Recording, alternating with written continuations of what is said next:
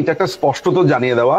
আমার মনে হয় ভারত সরকারের একটা বড় ধরনের স্ট্যান্ড এখানে নেওয়ার সুযোগ এসেছে, সময় এসেছে। কারণ ভারত কিন্তু বাংলাদেশ তো একটা স্বাধীন দেশ, যদি বাংলাদেশের তরফ থেকে কিছু বলা না হয় তাহলে একটা দেশের ভেতরে আরেকটা দেশ কিভাবে গিয়ে কথা বলবে? আপনি আপনি আপনি কি জানেন যে আন্তর্জাতিক আইনে যদি কোনো সরকারের তরফ থেকে একটি দেশকে দখল করার কথা ফরমালি বলা হয় বা লেখা হয়, সেটা সেই দেশের বিরুদ্ধে যুদ্ধ ঘোষণা করা হয়। একদম।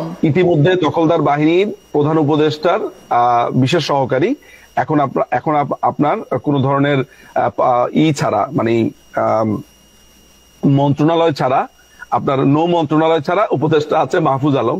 সে তো অলরেডি লিখেছে যে ভারতকে দখল করাই এখন নেক্সট উদ্দেশ্য হতে পারে, আধিপত্যবাদ তৈরি করা। এবং এই যে কলকাতা যে আছে, মানে পশ্চিমবঙ্গকে দখল করে নেওয়া, নিয়ে নেওয়া, এই ধরনের কথাবার্তা তো যুদ্ধ ঘোষণা সামিল। ভারত চাইলে একটা ব্যবস্থা গ্রহণ সামরিক ভাবেও করতে পারে। ভারত এই কথাগুলো এক মুহূর্তে বন্ধ করে দিতে পারে, মানে চোখ তুলে তাকাবে ভারতের দিকে কেউ, ভারত চাইলে অনেক কিছু করতে পারে। ভারতের পক্ষে এইটা করা কোনো ব্যাপারই না। এটা জাস্ট হয়তোবা উইদিন 30 মিনিটস এর ভেতরে এটা সম্ভব। কারণ এইখানে তো আসলে এন্ড অফ দ্য ডে তে এটা ভারতের এগেইনস্টে চলে যাচ্ছে।